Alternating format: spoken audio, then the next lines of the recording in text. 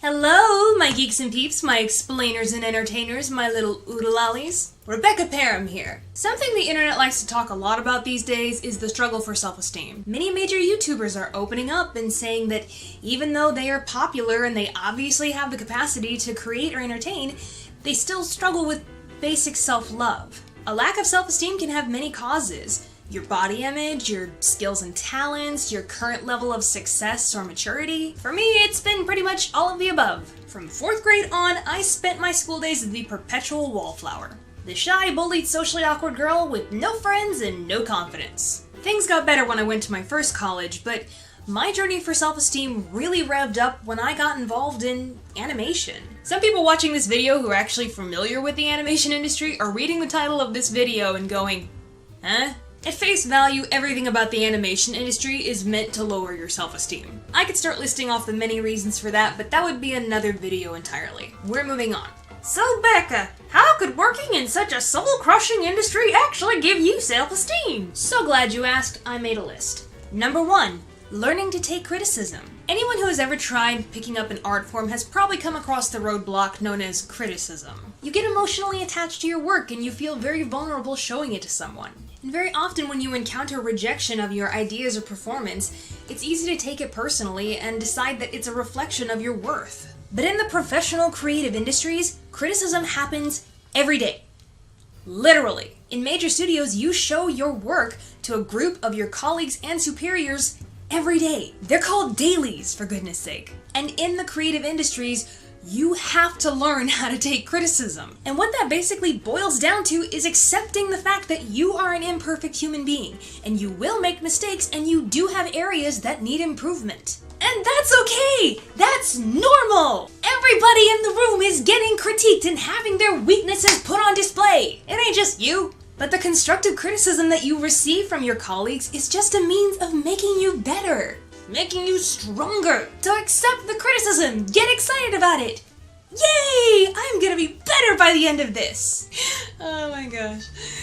Anyways. Number 2, having confidence in your ideas. Now, just because you have to learn how to accept constructive criticism doesn't mean you can't believe in the decisions that you make. That was a very hard lesson for me to learn in animation. Because if you have zero confidence in your capabilities as an artist, you end up second-guessing every little choice you make. Every color, every line, every idea. Projects take forever because you are constantly going back and changing things. And the end result is that your work becomes watered down and mediocre. You never venture to try anything new or interesting, so therefore you never grow as an artist. So you have to recognize to yourself, I know what I'm doing. You want to use that color for these reasons.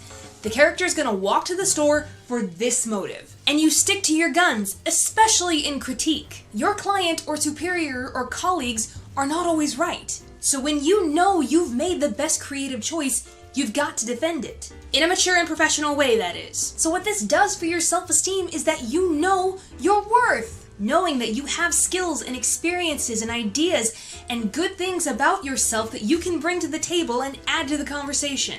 And you just get so excited about the fact that you're just going to continue to improve and have so much more to offer. Knowing your worth is knowing self-esteem. Number 3, learning how to fail. Spoiler alert, you're gonna fail. A lot. Especially in the beginning. But for some reason, we in modern society associate failure with the end of everything. Excuse me, if you get an answer wrong on the test, you don't fail the whole class. You learn from it. I failed. I failed 3D animation too and had to wait an entire year to get back in the major.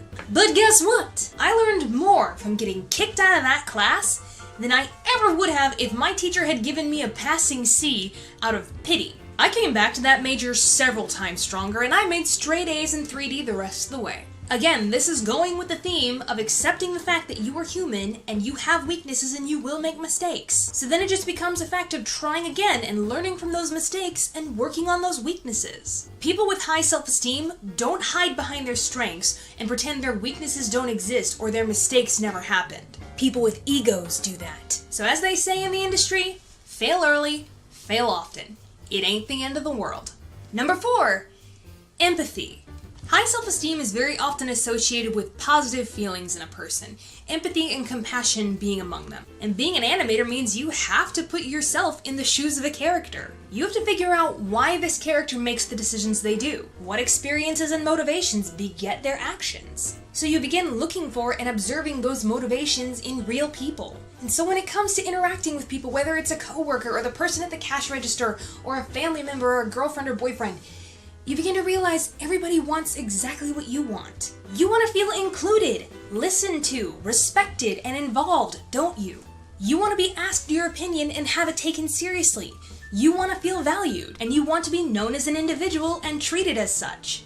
Well, so does everyone else.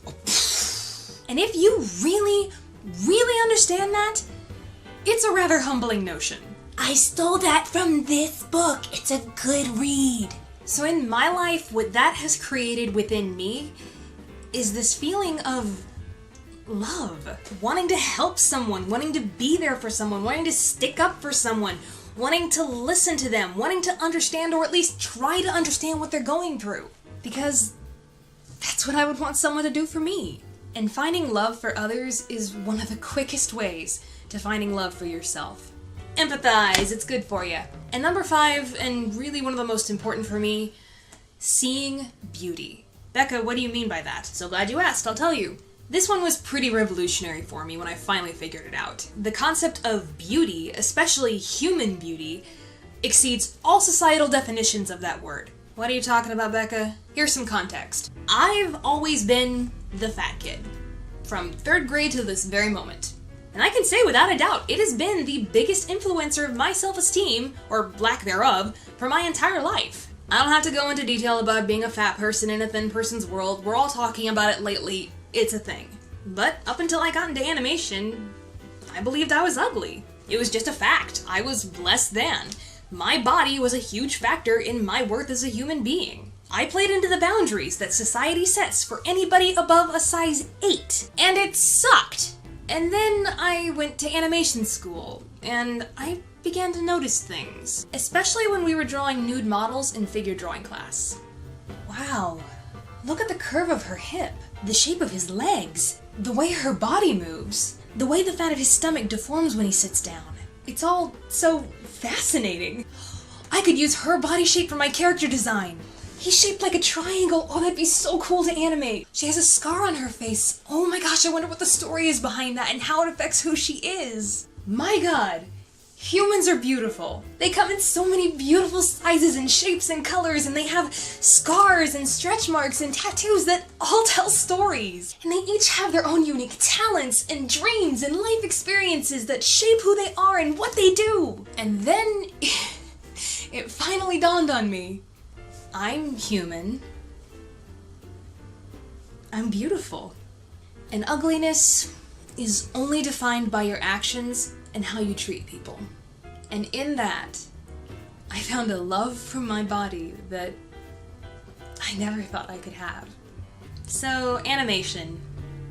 It's done right by me. So to conclude everything and put it up in a tiny little box and put a bow on it for you, just remember that the journey for self-esteem is a never-ending one. There are highs and lows, there are good days and bad days. Even I have days where in the morning I'll feel warm and positive about myself and just love everything about me, and by the afternoon, I can't even look at myself in the mirror. Normal. Normal, normal, normal, normal, normal, normal, normal. But the longer you keep at it, the easier it gets. What, you're saying practice actually makes you better at something? And the impossible challenges you face in the beginning are pebbles beneath your feet later on. Have courage and find love. Find self-esteem. If you'd like to add anything to what I've said or discuss anything, please do so in the comments section below. With love and understanding and respect, please. Alright, explainers and entertainers, this has been a very long video and I am so happy you stuck it out through the end. I hope this has helped you. Thank you so much for tuning in, but now I gotta tune out.